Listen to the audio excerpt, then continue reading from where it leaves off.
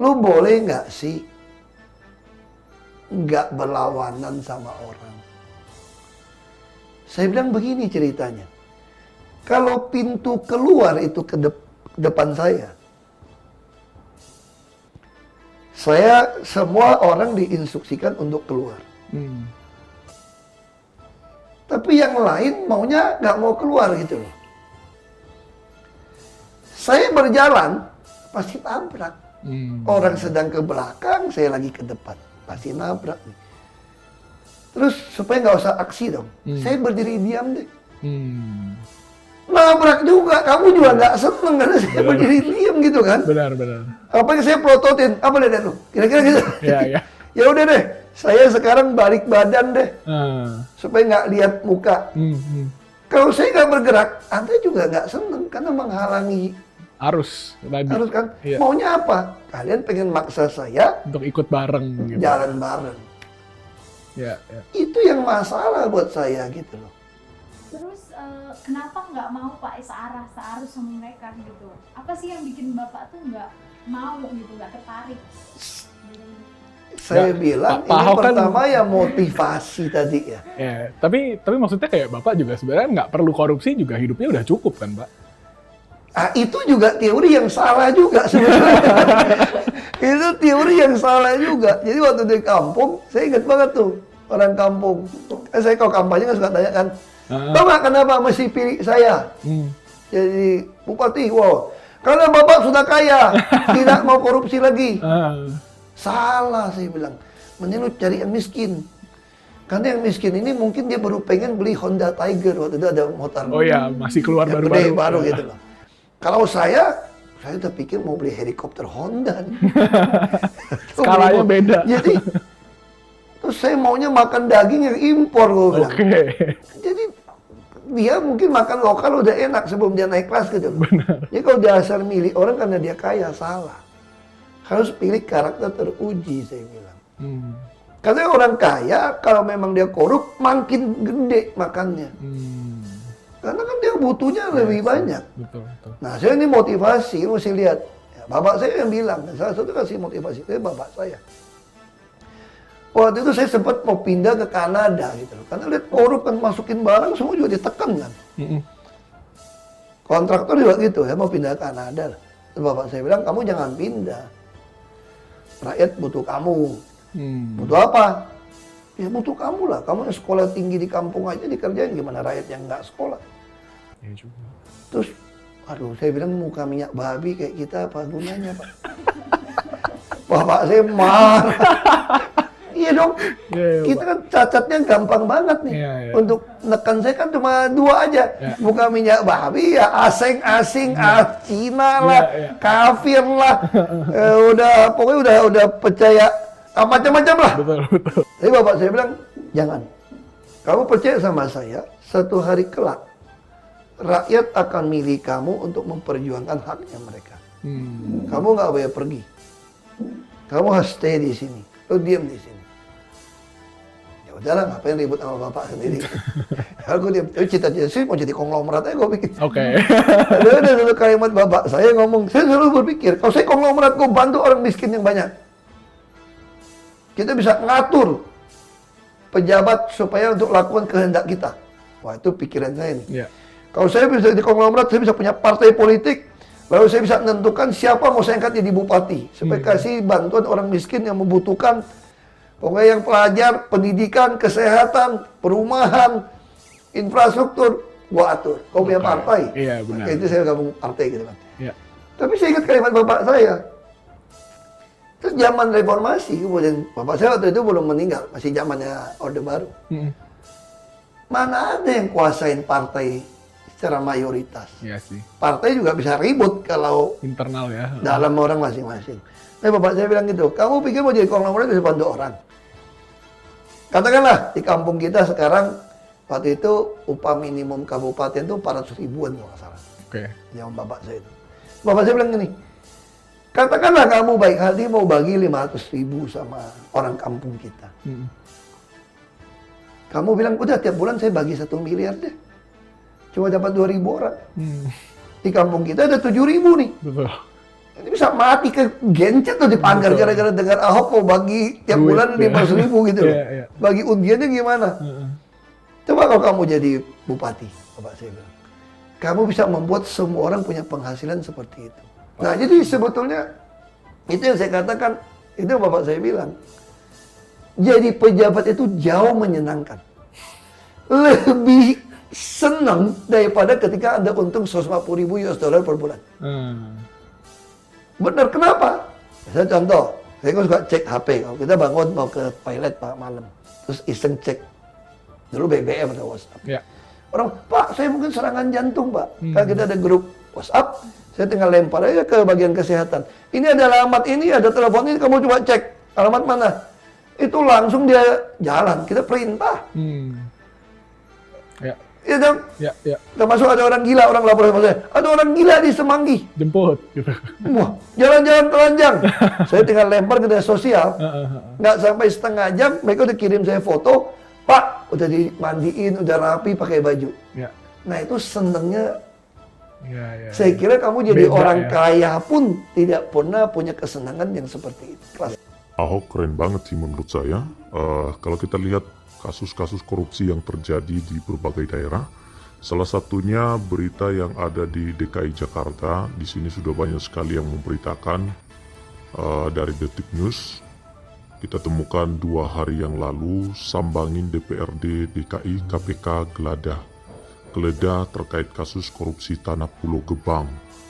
Lalu dari Tempo, Golkar DKI hormati KPK yang geledah ruang fraksi mereka di DPRD DKI. Dari Kompas.com, babak baru korupsi pengadaan tanah Pulau Gebang DPRD DKI digeledah hingga modus. KPK geledah DPRD DKI terkait kasus korupsi pengadaan tanah Pulau Gebang. KPK geledah kantor DPRD DKI terkait korupsi pengadaan tanah di Pulau Gebang. Oke, banyak sekali beritanya. Kita lihat bahwa ini sudah terjadi bukan hanya di DKI Jakarta, tapi juga di berbagai daerah lain. Kalau KPK bisa bekerja maksimal, sebenarnya mungkin penjara itu sudah penuh dan tidak muat lagi ya orang-orang yang melakukan korupsi. Mulai dari desa, ya, kecamatan, sampai kabupaten, bahkan tingkat provinsi dan nasional. Itu bisa ditemukan rekam jejak dari para pemimpin yang ada di negara ini. Mereka melakukan, oknum-oknum ini melakukan korupsi secara luar biasa. Ahok memberikan sebuah keteladanan tentang anti korupsi, luar biasa sekali. Nah, teman-teman, kita akan lihat satu berita lagi tentang dugaan korupsi Bansos DKI Jakarta berbuntut panjang ya. Ini salah satu kasus korupsi dugaan yang diduga terjadinya penyelewengan kasus dana bantuan sosial Pemprov DKI Jakarta ya.